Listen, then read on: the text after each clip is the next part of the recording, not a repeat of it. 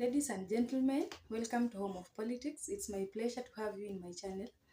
But remember, if you're here for the first time, remember to subscribe, you like my video, leave a comment in the comment section.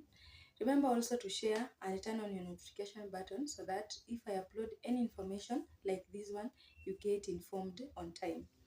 My good people, we understand today in Kenya, it is not a public holiday, but it's a special event that is happening today called Sabasaba Day, because we understand that it is the day when Kenya had a full freedom of having multi-party democracy, whereby many parties were allowed to exist in Kenya, and that's why we have a lot of political parties. Anyone can form a political party as much as the manifesto, the agenda, and the rules is in line with the constitution, and it is being regulated by the Register of Political Parties. My good people, we have notably seen an act or a character of political hibernization among some of the politicians or leaders in Kenya, whereby you find out when there is something that is very critical, like now Sabasaba or protest.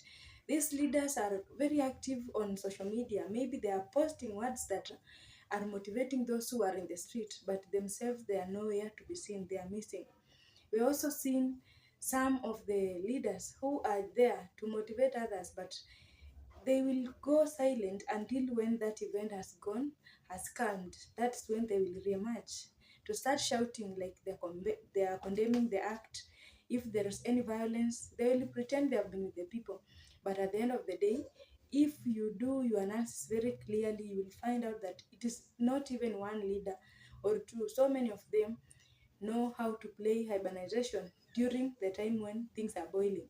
And so for today, ladies and gentlemen, we are talking about the former deputy president called Rigathi Gachagua, who has been a political figure across the nation, whereby after his impeachment, he has gained a lot of popularity, sympathy, and he has come up with a narrative whereby they have agenda of taking home this government. And so before this Sabasaba, we had a Western journey whereby they have been visiting different places in Western region. For example, Kakamega County, we had Vihiga, Busia, Trans Nzoia.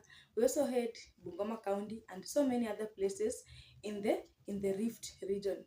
And immediately after that, we have seen Sabasaba Day is today.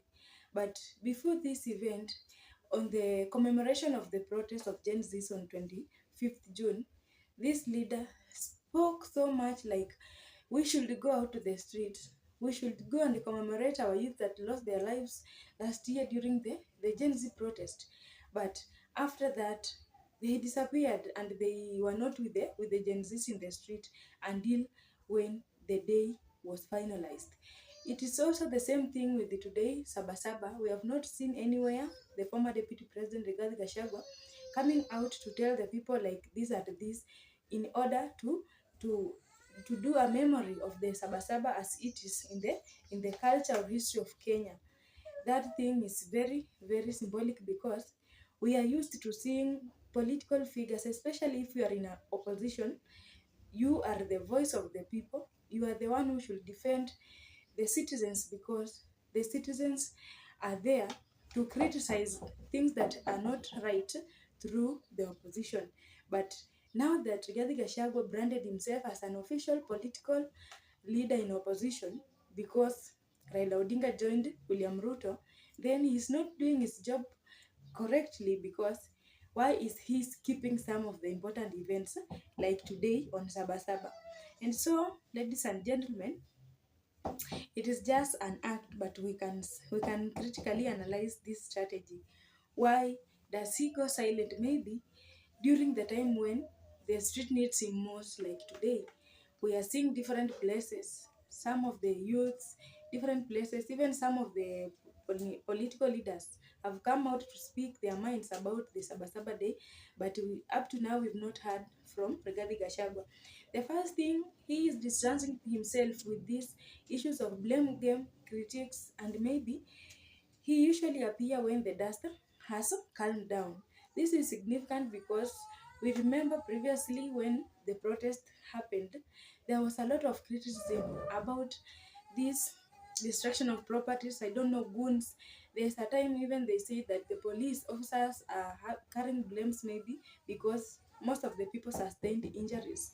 Some were killed. And so he just remained behind, or he hid himself because he does not want criticism.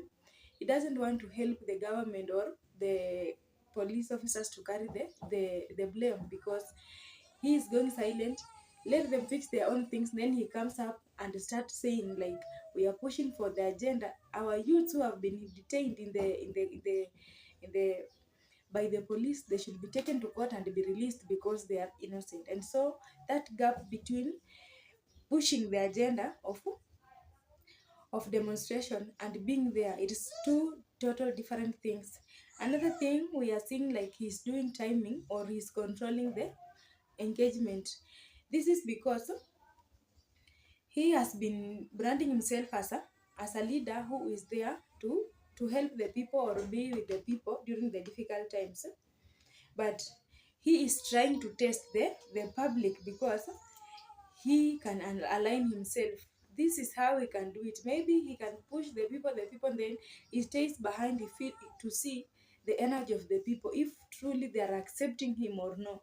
So maybe during the day, like the day of Sabasaba or protest, they are staying behind so that they can see the energy of the people. And truly we saw a lot of Gen Zs came out to protest in the street, even if these leaders were absent. And so they are testing to see if the public have accepted them as their leader, or if they will support them politically if they have an agenda. My good people, we also understand that they are hiding, maybe because they don't want to be known early as now, because right now, he brands himself as a hustler now, the one who is listening to the ground. And if he's listening to the ground, but the day like today of Sabasaba, and it is the day when maybe we can witness people giving out their grievances and the things they need to be done by the government, they are missing. Then it shows that there is a disconnection between the message that they are passing to the public and the action that they are bringing in daylight situation, because we don't know if it is the act of being coward or they are just pushing and going back. If they are saying that they are listening to the ground, they should be the first people to come out to help these people who are protesting everywhere or doing maandamano, so that at the end of the day, what they are saying or passing of the message matches their action. Ladies and gentlemen, we understand that he has been seen as a leader who have been defending the kingpinship of a certain region. More especially, he talks about Mlima Kenya or Mount Kenya people. And we understand that if this is the thing that people are seeing him, or they are identifying this leader with the issue of kingpinship from a certain region, then things to do with Sabasaba or demonstration, it is something of the whole nation that inahusu kila mmoja. And so if he is avoiding public participation in things like today's Sabasaba, then it means like he's stabilizing his influence in a certain region, but not everywhere. And so we wonder, how will he be moving with the people if he is staying behind in critical issues like this one? My question is Gachagua truly a democratic or just a politically opportunist? And finally, does he stand with the people only, or he speak when politically convenient? Or is he coming out publicly to seek sympathy or influence with a genuine agenda? My good people, you can share with me in the comment section if you got any idea about the strategy that these people are using to disappear during critical time and appear when they need sympathy. This is true because we understand it is not Rigathi Gachagua alone. I've just gave out the example, but you have other leaders whom during difficult times like this one, you can never see them. You can never hear their voice. Even if you peruse their social media pages, Facebook, Instagram, Twitter, or X, you cannot find their pushing a serious message, but they hide. When things are very calm, they come out and they start again their normal life. Share with me in the comment section. Thank you for tuning in. Have a good day.